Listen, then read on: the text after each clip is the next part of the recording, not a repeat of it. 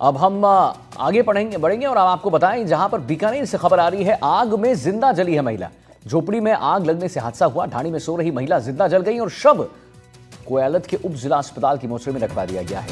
और इंदा थाना इलाके में खेतोलाई मूलबान गांव में हादसा हुआ है। मामले को लेकर ग्राम पंचायत जझू के जो प्रशासक हैं उसकी उन्होंने रिपोर्ट की है। करीब 3 लाख का घरेलू सामान जलकर राख हो गया। सोने और चांदी के करीब 10 लाख का आभूषण जला है। आग में 50 क्विंटल धान जल गया है। आग में गाय और 3 बकरियों की जलकर मौत हो गई। कुल करीब 16,55,000 के नुकसान की आशंका है। विधायक का परिजन को आर्थिक सहायता दिलाने का आश्वासन भी है।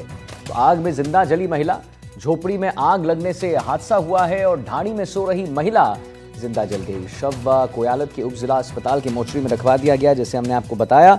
और हम आपको यह भी बताना चाहेंगे कि अस्पताल की मोर्चरी में से रखवा दिया गया शव को।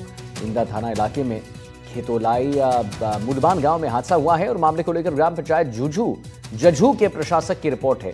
करीब 3 लाख का घरेलू सामान जल गया है।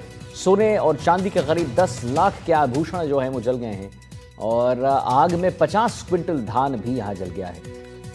गाय और 3 बकरियों की जलकर मौत हो गई। त्रिभुवन रंगा हमारे साथ फोन लाइन पर। बहुत ही दुखद खबर है त्रिभुवन जी, आग में गाय भी जल गई और 3 बकरियों की जलकर मौत हो गई।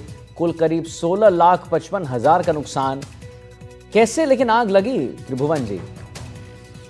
जी बिल्कुल, बड़ी दुखद खबर है अर्ली मॉर्निंग की ये, क्योंकि जिस तरह से हरदा थाना क्षेत्र के जो गांव खेतोलाई है उसमें रोही में बना एक खेत था। खेत में अचानक आग लग गई।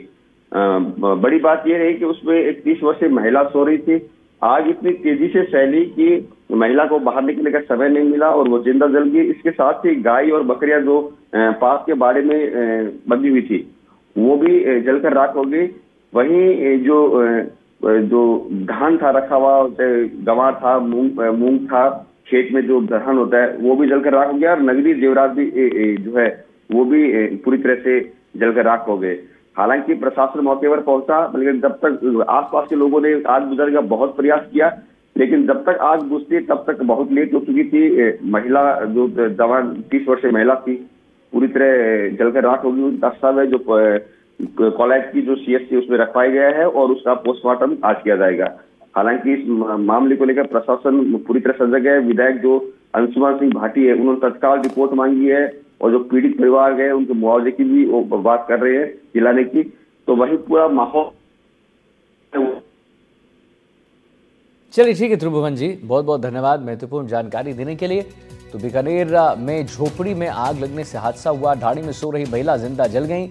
बहुत ही दुखद खबर और शव को मोर्चरी में भी रखवा दिया गया है, जैसा कि हम बता ही रहे हैं आपको।